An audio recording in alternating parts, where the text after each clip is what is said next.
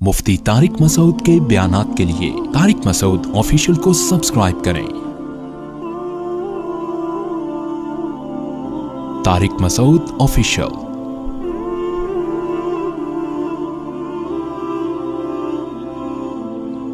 देखें, एक मसला खूब अच्छी तरह से समझें। कसाई हज़रात जानवर ज़बा सुन्नत के मुताबिक आजकल नहीं करते। समझ रहे हैं? जानवर ज़बा करने का तरीक़ा ये है कि उस पे जब छुरी चलाएं तो उसकी 4 रगें कटती हैं, एक खाने की नाली, एक सांस की नाली और 2 खून की नालियाँ होती हैं। ये कटती हैं तो खून प्रेशर के साथ निकलना शुरू। उसके बाद जानवर को छोड़ दें, वो बड़े आराम से कट जाती हैं। वह ऐसे करेंगे कट जाएंगे। जानवर को छोड़ दें ताकि उसका ब्लड अच्छी तरह बॉडी से निकल जाए। ज़बह करने का जो फ़लसफ़ा है उसकी बुनियाद यही है कि जानवर का खून निकल जाए। खून एक गंदी नापाक चीज़ है ना। कसाईयों के पास टाइम कम होता है। जैसे जिन ख़वातीन जो गायनी के डॉक्टर के पास जाती हैं ना और बच्चे की डिलीवरी का वक्त हो तो डॉक्टरों के पास टाइम, बोलो भाई, कम होता है। जो नेचुरल प्रोसेस है डिलीवरी का उसमें 1 हफ़्ता भी लग सकता है, 2 दिन भी लग सकते हैं। बाज़ दफ़ा दर्द उठ रहे हैं, ख़त्म हो गए, चलो जी वापस जाओ, जब दोबारा हो तो दोबारा आना। बहुत से डॉक्टर ये टेंशन नहीं लेते। उनके पास चापड़, छुरी, चाकू हर वक्त अवेलेबल होते हैं और कसाई भी उनके पास हर वक्त मौजूद होते हैं। भाई नहीं हो रहा, काटो और बच्चा बाहर निकालो। तो वो क्या करते हैं, ऑपरेशन करके पेट वेट काटा, भाई टाइम नहीं है हमारे पास। उन डॉक्टरों की बात कर रहा हूं जो मेरा बयान इस वक्त नहीं सुन रहे। समझ रहे? तो जैसे गायनी की जो डॉक्टर्स हैं उनके पास नेचुरल डिलीवरी का टाइम, जो प्रोसेस है नेचुरल, उस तक इंतज़ार का टाइम नहीं होता। तो उन्होंने चापड़ लेके बुकते बुकते लेके औरत का पेट काटा और बच्चे को बाहर निकाल के सी दिया। बार बार ये प्रोसेस हो तो जिप लगा देंगे कुछ दिनों में, आप देखना।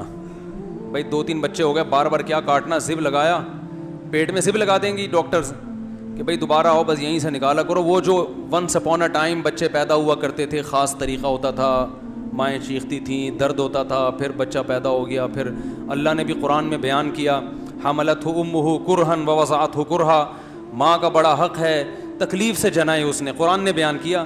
तो वो तकलीफ़ डॉक्टरों ने उठा ली है कि अब आपको टेंशन लेने की ज़रूरत नहीं है, हम हैं, बुकते बुकते लेके चापड़ वापड़ लेके बैठे हुए होते हैं वो। तो जो हमारी औरतों के साथ हस्पतालों में बेड़ा गर्क हो रहा है ना, अल्लाह की पनाह है वो। तो वही हिसाब कसाई भी करते हैं जानवरों के साथ। इनके पास भी टाइम नहीं होता कि जानवर तड़पे, उसका खून निकले। ये जल्दी ठंडा करने के लिए उसके हराम मगज़ में चाकू मारते हैं। देखा होगा ना आप सब ने, भाई 4 रगें काटी, अब जानवर तड़प रहा है, खून निकलने तो उसका ना टाइम नहीं है, अभी वसीम का बैल भी गिराना है, सलीम ने भी राब्ता किया हुआ है, टाइम कम है, मुकाबला सख्त है। तो फ़ौरन क्या करते हैं, उसके आपने देखा होगा चाकू अंदर मारते हैं। उससे जानवर को तकलीफ़ भी बहुत होती है और जानवर जल्दी ठंडा हो जाता है। तो जानवर को अगर बहुत ही जल्दी ठंडा करना है तो भाई इधर गोली मारो, एकदम ठंडा ठाट। इस टेंशन की ज़रूरत ही नहीं है कि 4 आदमी पकड़ के रस्सी बांध रहे हैं, 6 आदमी उसको गिरा रहे हैं, गर्दन घुमा रहा है। बैल भी देख रहे हैं कि 10 दिन से तो मेरी ऐसी सेवा हो रही थी, इतना प्रोटोकॉल, अभी अचानक हो गया इन लोगों को। तो खाम में बैल को भी टेंशन में डाल दिया आप लोगों ने। तो भाई अगर यही ठंडा ठाठ ही करना है, टेंशन ही नहीं लेनी है, तो इधर गोली मारो, ख़त्म। या और आसान तरीका, इधर एक चापड़ मारो उसके गर्दन पे, पीछे से कट जाएगा एकदम, गर्दन अलग। अरे वो आजकल तो मशीनें आ रही हैं, यहाँ रखोगे एकदम गर्दन क्या हो जाएगी, अलग। 2 मिनट लगेंगे, ना बांधने की टेंशन। तो शरीयत ने क्यों कहा गिराओ और बाकायदा ज़बा करो? इसलिए कि ये 4 रगें कटेंगी, बाकी ना कटें। क्योंकि हराम मगज़ जब कट जाता है ना तो जो दिमाग है ना, दिमाग उसका वो ये ऑर्डर करना बॉडी को छोड़ देता है कि कोई इमरजेंसी नाफिज हो गई है। देखें ये जो पीछे रगें जा रही हैं ना, जो हमारे दिमाग में पीछे से रगें जा रही हैं, इनका हमारी बॉडी से और रीढ़ की हड्डी के ज़रिए कनेक्शन है ना पूरी बॉडी से। तो जब जानवर के यहाँ छुरी चलती है, یہ والا حصہ صحیح کام کر رہا ہے اس کا پیچھے سے, وہ سگنل دیتا ہے کہ کوئی ایمرجنسی نافذ ہو گئی ہے, کچھ غلط ہو گیا ہے, جس کے نتیجے میں باڈی کیا ہوتی ہے, تڑپتی ہے. جانور خوب ٹانگے مارتا ہے, تڑپتا ہے وہ, تو اس تڑپنے سے ہارٹ بیٹ تیز ہوتی ہے اور بلیڈنگ اسپیڈ کے ساتھ ہوتی ہے. تو جتنی جلدی بلڈ نکلتا ہے جانور کو احساس بھی ختم ہو جاتا ہے تکلیف کا, اور ساتھ ساتھ گوشت خون سے کیا ہو جاتا ہے بھائی, پاک ہو جاتا ہے. جو غیر مسلم کھانا کھاتے ہیں نا, گوشت جو مردار کھاتے ہیں, جو جھٹکے کا گوشت, اس میں آپ گوشت پکائیں گے تو آپ کو بار بار اس میں خون نکلتا ہوا نظر آئے گا. تو خون سے پاک ہو جاتا ہے. اس میں بڑی مصلحتیں ہیں, بیماریاں ساری جانور کے بلڈ میں ہوتی ہیں تو وہ بھی نکل جاتا ہے. خون ناپاک چیز ہے, اس سے بھی آپ بچ جاتے ہیں, اور گوشت میں ذائقہ بھی پیدا ہو جاتا ہے. یہ سارے فائدے حاصل ہوتے ہیں. تو اب کیا ہے کہ جب یہ ہڈی کاٹ ڈالی, یہاں سے مسئلہ کر دیا آپ نے, تو وہ جانور ہو گیا ایک دم مردار. وہ جو سگنل جا رہے تھے نا دماغ سے اس کو کہ ایمرجنسی, وہ کنیکشن ہی کیا کر دیا, تو وہ ختم ہو گیا. تو اب وہ نہ تڑپتا ہے نہ اس کے وہ, تو وہ اس میں جو شریعت کا مقصد ہے وہ پورے طور پر حاصل نہیں ہوتا. تو جانور کو اگر یہاں سے کاٹا ہے حلال تو ہو جائے گا, لیکن یہ عمل کیا ہے, مکروہ ہے, ناپسندیدہ ہے. اور عام کمیلوں میں بھی نا کسائیوں کو اس کا پابند بنائیں, کیونکہ یہ بلڈ جب جانور کے گوشت میں رہتا ہے تو اسے بیماریاں بھی آتی ہیں. آپ کو پتا ہے بڑے گوشت میں جتنی بیماریاں بلڈ کی وجہ سے ہیں. میں نے ایک ڈاکٹر سے سنا کہ اگر بڑے گوشت میں بلڈ کو اچھی طرح سے نکال دیا جائے تو بڑے گوشت کی بہت ساری بیماریاں جو بڑے گوشت کی وجہ سے ہوتی ہیں ویسے ہی ختم ہو جائیں گی. تو اب آپ نے کیا کرنا ہے کہ جب جانور گرا ہے, قصائی نے جیسے ہی ذبح کیا, تو پہلے تو آپ قصائی کو آرام سے, پہلے جانور گرانے سے پہلے سمجھا دیں قصائی کو آرام سے, بھائی 4 رگیں کاٹ کے بسم اللہ اللہ اکبر پڑھ کے 4 رگیں کاٹنی, اور فوراً کیا ہو جانا ہے, سائڈ. ٹائم نہیں ہے تو اتنے میں دوسرا جانور گرا دو, اس کو آرام سے ٹھنڈا ہونے دو. پورے سال بقرعید کا انتظار کیا ہے تو 10 منٹ اور انتظار نہیں کر سکتے کیا؟ 10 منٹ تھوڑا دیر سے کھانا پک جائے گا, کیا خیال ہے بھائی؟ تو آپ نے قصائی کو لگا دیں, سمجھا دیں بہت اچھی طرح سے, تو انشاءاللہ اس کو کھونٹے سے باندھنے کی نوبت نہیں آئے گی قصائی کو. پھر بھی اگر نہیں مان رہا ہے, جیسے کہ نہیں مانتے, بہت سے قصائی نہیں مانتے, آپ ان کو 100 دفعہ سمجھاؤ بھائی 4 رگیں کاٹ کے چھوڑ دو, وہ نہیں مانے گا. تو پھر اس کا طریقہ یہ ہے کہ جتنے بندے جانور پر تھے وہ جانور کو چھوڑ پہ کس پہ آ جائیں, قصائی پہ آ جائیں. جانور اب کہیں نہیں جائے گا, گردن اس کی کٹ گئی ہے, پاؤں بندے ہوئے ہیں, 2-4 دفعہ کھڑا ہوگا کلا بازی کا, وہ نہیں بھاگنے والا, اب کسی کو سینگ وینگ نہیں مارے گا, بے فکر رہیں. اب سارے بندے جو جانور پہ تھے کس پہ آ جائیں, قصائی پہ آ جائیں, اور جس کھونٹے سے جانور بندھا ہوا تھا تھوڑی دیر کے لیے اس کھونٹے سے اس قصائی کو باندھ. قصائی لوگ کہتے ہیں مفتی صاحب ہماری توہین کر رہے ہیں. میں آپ کی توہین نہیں کر رہا, کیونکہ آپ یہاں تک نوبت آنے ہی نہیں دیں گے, آپ تو 4 رگیں کاٹ کے الگ ہو جائیں گے, لہذا میں آپ کی بات کر ہی نہیں رہا. لیکن پھر بھی اگر آپ الگ نہیں ہو رہے تو آپ خود بتاؤ آپ کے ساتھ اور کیا کیا جائے پھر اس کے علاوہ. اور چونکہ قصائی حضرات ہوتے ماشاءاللہ صحت مند ہیں, اس لیے میں کہتا ہوں کہ جتنے آدمی گائے پہ تھے نا وہ سارے کے سارے ادھر آ جائیں, کیونکہ اس طرح کا جو قصائی جو قابو میں آنے والا نہیں ہے. گائے کی لات برداشت ہو سکتی ہے, اس کی لات بولو بھائی وہ برداشت نہیں ہوگی. تو سارے اس پہ آ کے جس کھونٹے سے اس کو باندھا ہوا تھا, وہ بھی کرائے پہ اکثر لوگ کھونٹا لیتے ہیں, وہ کام آ جائے گا, ضائع ہونے سے بچ جائے گا نا, اس پہ باندھ دیں. جب ٹھنڈا ہو جائے تو پھر اس کو کھولیں, بولیں اب تم جانو اور بچھڑا جانے. سمجھ رہے ہیں کہ نہیں سمجھ رہے؟ ایک مسئلہ تو یہ. اور یہ عام طور پہ بھی جب گوشت خریدا کریں نا تو اس میں بھی کوشش کیا کریں, اگر یہ آپ کے لیے ممکن ہے تو جانور اپنے سامنے کٹوا کے بس اتنا کٹوایا کریں. اس کے نقصان کیا ہیں؟ حرام مغز کو کاٹنے کے پہلی بات خلاف سنت, ذبح کرنے کا سنت طریقہ نہیں ہے. دوسری بات جانور کو تکلیف ہوتی ہے, بہت ایک دم تڑپتا ہے جب اس کے لگتی ہے نا. تیسرا نقصان کیا ہے کہ گوشت میں بیماری باقی رہنے کا خطرہ ہوتا ہے بلڈ کے رہنے سے. چوتھا نقصان گوشت کے ذائقے میں بھی کمی آتی ہے, اور گوشت جلدی بھی, پانچواں بھی گوشت جلدی بھی خراب ہو جاتا ہے. اگر بلڈ اس کے اندر رہتا ہے نا تو گوشت پھر خراب ہونے کا پروسیس بھی بڑھ جاتا ہے. تو یہ 5 نقصانات سے بچنے کے لیے تھوڑا سا آپ کو ہمت کرنی پڑے گی. دوسری بات یہ ہے کہ جب قصائی سے جانور ذبح کروائیں تو اس بات کا اہتمام کریں کہ بہت سے غیر مسلم بھی بقرعید کے دنوں میں قصائی بنے ہوئے ہوتے ہیں.